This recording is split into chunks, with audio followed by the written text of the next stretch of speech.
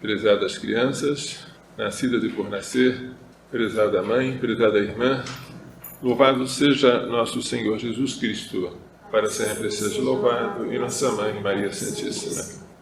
Hoje, o profeta Jeremias tem um trecho que é o mais importante de todo o livro dele. Jeremias diz, em nome de Deus, que o Senhor vai fazer uma nova aliança com o povo. O que é aliança? Aliança é aquele anel que se põe no dedo no dia do casamento? Também. Mas por que esse anel se chama aliança? Porque as pessoas que se casam, o noivo, a noiva, fazem um compromisso de serem fiéis um ao outro para sempre. É um acordo, um trato, uma aliança. Deus tinha feito uma aliança com o povo, por meio de quem? Por meio de Moisés. Onde? Lá no Monte Sinai, onde Moisés recebeu as 2 tábuas de pedra com os 10 mandamentos. Mas o povo não foi fiel a esta aliança. O povo cometeu muitos e graves pecados. O povo procurou outros deuses em vez do Deus verdadeiro. Então, por meio do profeta Jeremias, o Senhor anuncia que vai fazer uma nova aliança, diferente da primeira que foi violada. A aliança vai ser assim: escreverei a minha lei no seu coração, nas suas entranhas. Onde é que a lei antiga estava escrita? Em tábuas de pedra, com os 10 mandamentos. Onde a lei nova vai estar escrita? No nosso coração, dentro das nossas entranhas. Eu serei o seu Deus, e eles serão o meu povo, e todo mundo me conhecerá, do menor até o maior, porque eu vou perdoar a maldade desse povo e não me lembrarei mais do seu pecado. Esta nova aliança é maravilhosa, porque o Senhor vai de tal modo mudar a gente por dentro, como se fosse arrancar um coração e colocar outro. Arrancar um coração de pedra e colocar dentro dele um coração de carne. Quem fala de arrancar o coração de pedra e colocar o coração de carne já não é mais Jeremias, é um outro profeta que viveu na época dele, o profeta Ezequiel. Mas fala sobre o mesmo assunto. Era necessário que Jesus viesse e fizesse com o Pai uma nova aliança. Esta aliança foi feita pelo seu sacrifício na cruz. E essa nova aliança faria com que nós, batizados em nome do Pai, do Filho e do Espírito Santo, recebêssemos o Espírito Santo, nos tornássemos filhos de Deus, membros da igreja, herdeiros do céu, e tivéssemos a graça que nos faz cumprir a vontade de Deus com facilidade, porque a graça, ela nos empurra por dentro. Não é uma coisa que vem de fora. A lei pode mandar, mas a graça empurra. Vamos supor que você quisesse fazer uma criança pequena andar. O que você faria? Você mandaria a criança, anda, e ela andaria? Ela não sabe, ela não ia andar. E se você dissesse, não, eu vou dar o exemplo. Você andaria assim, olha só como eu estou andando. Agora você faz o mesmo que eu. A criança iria andar? Ela não sabe andar, como é que ele iria imitar você? Mandar não adianta. Dar um exemplo é importante, mas não é suficiente. O que foi que Jesus fez? Ele mandou, ele deu um exemplo na cruz, mas ele também nos deu a graça para nos empurrar, para que a gente não caísse, não tropeçasse. Para você fazer uma criança andar, você tem que segurar a criança nas 2 mãos e dizer, vamos andar. Se você escorregar, eu seguro. Só que quando a mãe faz isso com a criança, ela segura a criança por fora. Quando Deus nos dá a graça, Ele nos empurra e nos segura por dentro. Esta graça, que é a vida de Deus em nós, foi o presente que Jesus nos trouxe quando fez uma nova aliança lá na cruz, para apagar os nossos pecados e para nos devolver o direito ao céu, que Adão havia perdido, para ele e para todos nós, seus descendentes. O Salmo 50, que vem em seguida, diz assim: criai em mim um coração que seja puro. Mas quem pode criar? Quem cria é só Deus. Deus criou o céu, a terra, o mar. Mas se o meu coração é impuro, Deus tem que criar um novo. Criai em mim um coração que seja puro. Dai-me de novo um espírito decidido. Não me afasteis de vossa face. Não retireis de mim o vosso Santo Espírito. É assim que Davi, autor deste salmo, pede a Deus perdão pelo seu pecado. Ele pede um coração novo. Não adianta remendar o coração velho. Ele quer um novo. E esse novo coração tem que ser criado. E só quem pode criar é Deus.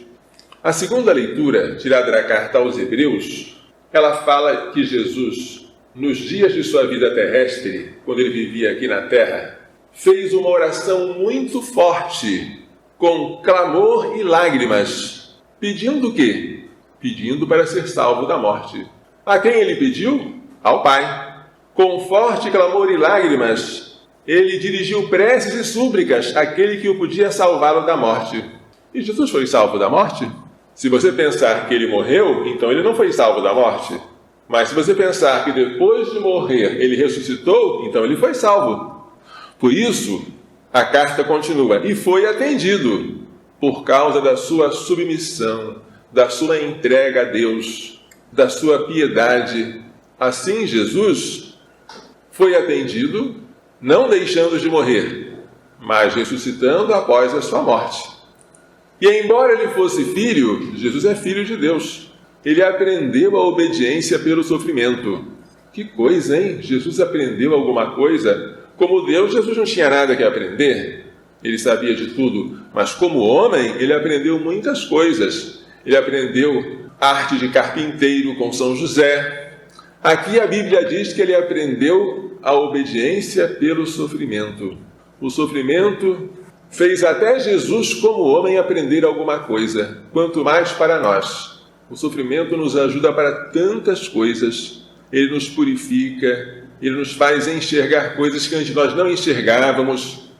E na consumação de sua vida, Jesus se tornou causa de salvação eterna para aqueles que lhe obedecem. Como ele obedeceu até a morte, o seu Pai, ele agora nos salva se nós obedecermos a ele. É sempre pela obediência que vem a salvação. Quando uma criança não obedece, ela não sabe o que ela está perdendo. Ela podia ser semelhante a Jesus, que foi obediente a seu Pai, mas ao desobedecer, a criança se parece com o anjo mau, que não quis obedecer a Deus. O Evangelho hoje fala de Jesus na cidade de Jerusalém, próximo do dia da Páscoa. O dia da Páscoa, naquela época, não comemorava a ressurreição do Senhor, era a Páscoa dos judeus. Comemorava a saída do povo hebreu do Egito, a passagem pelo Mar Vermelho, a vitória sobre o exército do faraó. Isso é que era a Páscoa dos judeus. E Jesus estava em Jerusalém e faltavam poucos dias para a festa da Páscoa. Aí chegaram alguns gregos. Os gregos não eram judeus, mas eles tinham simpatia pelo judaísmo. Eram chamados adoradores de Deus ou tementes a Deus. Chegaram alguns gregos e falaram com Filipe: Senhor, queremos ver Jesus. Filipe falou com André. E André e Filipe foram falar com Jesus. Senhor, há uns gregos querendo conhecer o Senhor. Aí Jesus respondeu: chegou a hora. Que hora que chegou, hein? A hora de Jesus é sempre a hora da sua paixão, da sua morte e da sua glorificação. Chegou a hora em que o Filho do Homem vai ser glorificado. Ele chama de glória o sofrimento. Ele chama de glorificação sofrer e morrer. Por quê? Porque quando ele sofre, quando ele morre, ele dá glória a Deus. Ele está se oferecendo ao Pai. Em verdade eu vos digo, se o grão de trigo que cai na terra não morre, ele continua só um grão de trigo, mas quando ele morre, dá muito fruto. Grão de trigo é uma semente que eu não sei se vocês já viram, mas vocês já viram uma semente de feijão? Se você pegar um feijão e colocar num algodão cheio de água, o feijão começa a germinar. Primeiro, a gente vê que o feijão se abre em dois assim. duas bandas. A semente, que era uma só, divide-se em duas. E um raminho vai crescendo e as raízes vão aparecendo para tirar a água do algodão. Então aquelas duas bandas ficam assim, abertas. E uma folhinha vai subindo, uma folhinha pequenininha. E enquanto a folha cresce, as bandas do feijão começam a morrer, até que elas caem. Por que aquelas bandas morrem? Porque aquelas bandas têm comida para alimentar a planta. Enquanto a planta está crescendo, ela precisa de comida. E quando acaba a comida, a semente morre, mas a planta cresceu, virou um feijoeiro. E esse feijoeiro vai dar muitos feijões. Mas primeiro a semente teve que morrer. Se a semente que cai na terra não morre, fica sozinha. Mas se ela morre, dá muito fruto. Jesus é comparado com a semente de trigo. Ele tem que morrer, ele tem que ser enterrado, como a gente faz com a semente, e aí ele vai dar muito fruto. Que frutos Jesus vai dar? Ele vai glorificar o Pai e vai nos salvar do pecado. Mas tem que passar pela morte. Sem a morte você não chega até a vida. Esse foi o caminho que Jesus seguiu e que ele nos convida a seguir junto dele. Se alguém se apega à sua vida, perde-a.